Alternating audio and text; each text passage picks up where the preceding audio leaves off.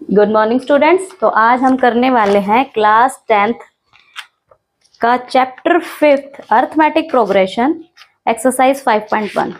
Okay, तो exercise 5.1 करवाने से पहले मैं आपको अगेन जो है एपी का इंट्रोडक्शन बता देती हूँ। क्या था एपी? एपी क्या है? AP is a list of number in which every next number can be obtained by adding a fix number in previous. यानी एपी क्या है? AP is a list of number है जिसमें हम, जैसे फॉर एग्जांपल मैंने आपको दिया 2 क्या है? मैंने आपको एक नंबर प्रोवाइड कर दिया 2, तो हम एपी की सीक्वेंस इससे कैसे निकालेंगे? मैंने आपको नंबर दिया 2 और इसके साथ ही मैं आपको एक फिक्स्ड नंबर प्रोवाइड कर रही हूं। फिक्स्ड नंबर मैंने आपको दे दिया 1। तो सिर्फ एक 2 से और फिक्स्ड नंबर से हम एपी कैसे बनाएंगे? अब ये 2 है, 2 में हम 1 ऐड करेंगे तो क्या आएगा? 3 में 1 ऐड कीजिए 4 में 1 ऐड किया 5 में 1 ऐड किया 6 अप टू सो ऑन।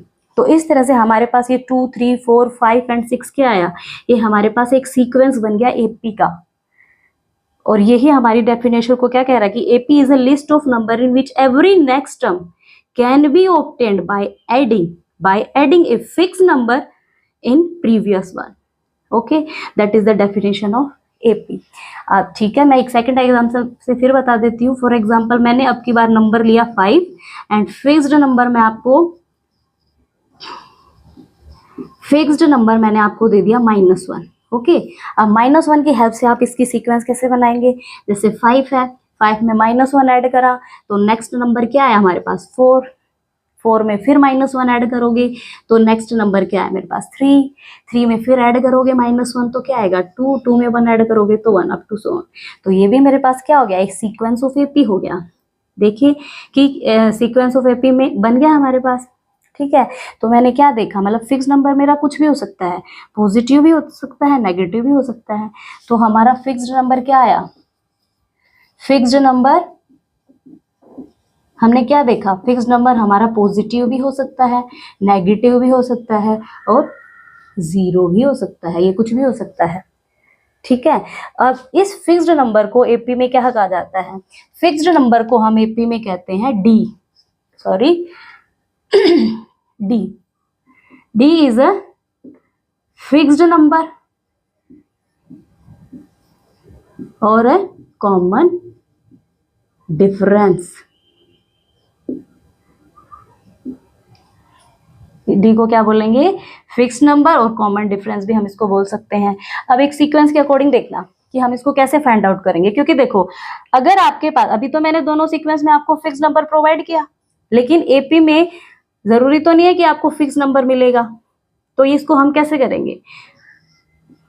मैंने आपको एक एपी दिया अप टू सो ऑन।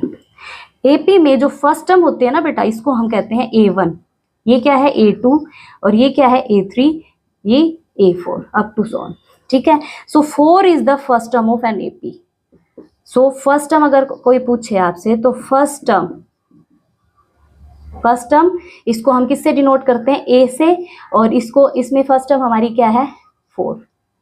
अब इसमें हमसे कोई डी निकालने को बोलेगा, D is a common difference. So D को हम कैसे फाइंड आउट करते हैं?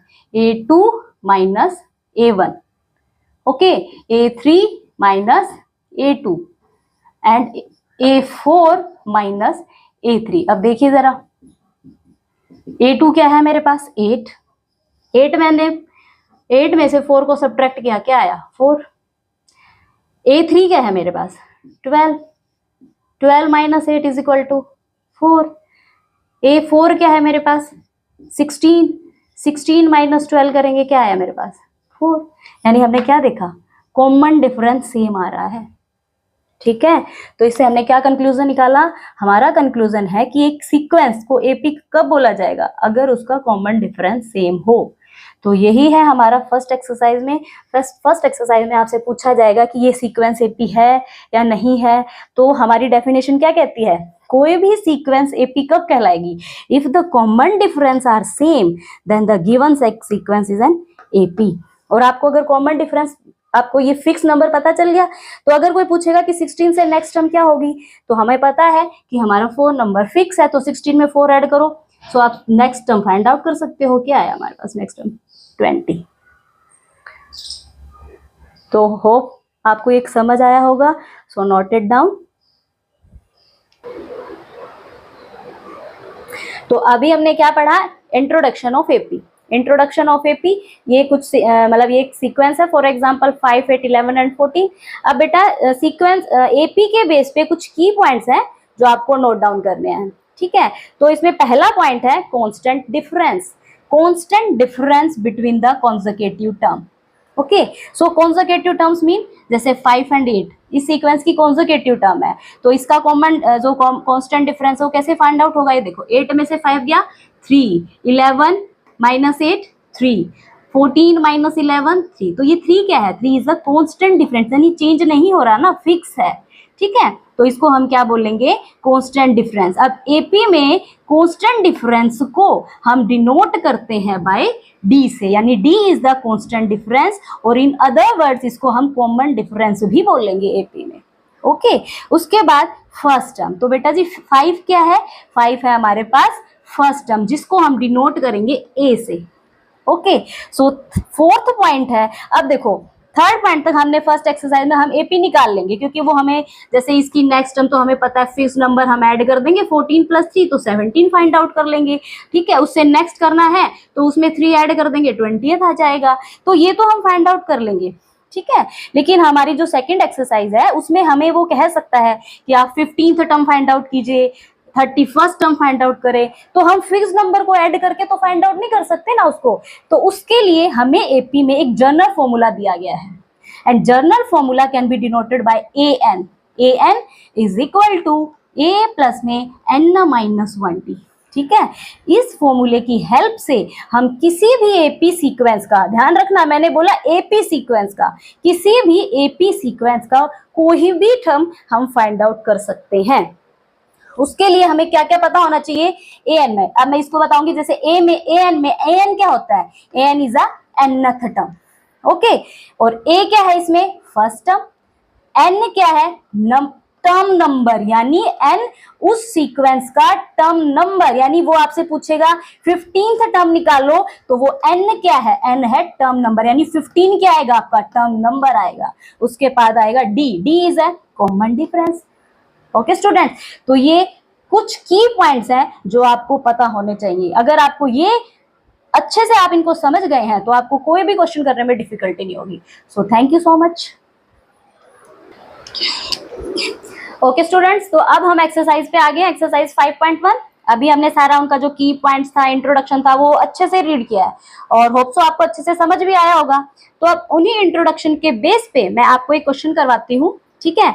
कि जैसे फर्स्ट क्वेश्चन आपका, सॉरी सेकंड क्वेश्चन है कि right the first 4 term of AP when the first term A and the common difference D R given, ठीक है। ये आपके सेकंड क्वेश्चन का फर्स्ट पार्ट है। तो इसमें फर्स्ट टर्म गिवन है आपको, जिसको हम डिनोट करते हैं ए से, और वो क्या है? वो है 10 के इक्वल। दूसरा कॉमन डिफरेंस गिवन है, जिसको हम डिनोट करते हैं डी से, और किसके इक्वल है? 10 के, ठीक है। तो अब बेटा हम ये तो नहीं है कि हम स्टार्टिंग में हमारा जो फॉर्मूला है एपी का वो इसमें वैसे कर सकते हो, ऐसा नहीं है कि आप अप्लाई नहीं कर सकते, लेकिन आपको हर मेथड पता होना चाहिए, ठीक है। क्योंकि ये जो क्वेश्चन है ये आपका 1 मार्क्स में इस तरह से आने वाला है। तो इसके बेस पे हमारे पास जो है ना, ये एक general term of an AP होता है। जनरल टर्म एन एपी क्या है कि इसमें ए इज द फर्स्ट टर्म, ठीक है, इसको डिनोट करते हैं A1 से। सेकंड होता है A2, यानी ये सेकंड टर्म है, ये होता है A प्लस डी के इक्वल। थर्ड टर्म A3, और इसको किसके इक्वल रखते हैं? A प्लस में 2D, और ये क्या है? A प्लस में 3D, ये है हमारा A फोर्थ टर्म, ठीक है। तो देखो हमें 4 टर्म निकालनी दी है बस, तो ज्यादा जो है हमें ऐसा नहीं है कि 15th निकालना है, 31st निकालना है। अगर नंबर टर्म्स आपको लग रहा है कि ज्यादा है, तब हम फॉर्मूला अप्लाई करेंगे, यानी फर्स्ट, सेकंड, थर्ड और फोर्थ के लिए हम जनरल टर्म ऑफ एपी का यूज कर सकते हैं। जैसे अब फर्स्ट टर्म मेरा क्या हुआ बता सकते हो? हमें पता है A1 किसके इक्वल है? A, और मेरा A किसके इक्वल है? 10 के इक्वल, यानी मेरी फर्स्ट टर्म तो पता चल गया मुझे 10 है, ठीक है। सो सेकंड टर्म क्या है? A plus D, okay. So A plus D क्या होगा? A क्या है? 10, डी क्या है 10। तो ये कितना हो गया मेरे पास, यानी अगर आपको ऐसा डिफिकल्टी हो रही है तो आप ऐसे भी कर सकते हैं, हम बाद में इनको सीक्वेंस में लिख देंगे, अरेंज कर देंगे। यानी A1 क्या है, A के इक्वल, और A किसके इक्वल है 10, तो फर्स्ट टर्म फाइंड आउट हो गया। तो A2 किसके इक्वल है, A2 है मेरा A प्लस में D। ओके, A प्लस में D, यानी A क्या है मेरे पास 10 और D क्या है मेरे पास, वो भी 10। सो 10 प्लस 10 प्लस 10 क्या हुआ 20। ठीक है, उसके बाद A थर्ड टर्म किसके इक्वल है, वो है मेरी A प्लस में 2D के इक्वल। ओके, तो A क्या है मेरा 10 प्लस में 2 और D की वैल्यू क्या है मेरे पास 10, तो ये क्या आया 10 को 2 से मल्टीप्लाई करोगे तो कितना आया 20, तो मेरी थर्ड टर्म आ गई 30।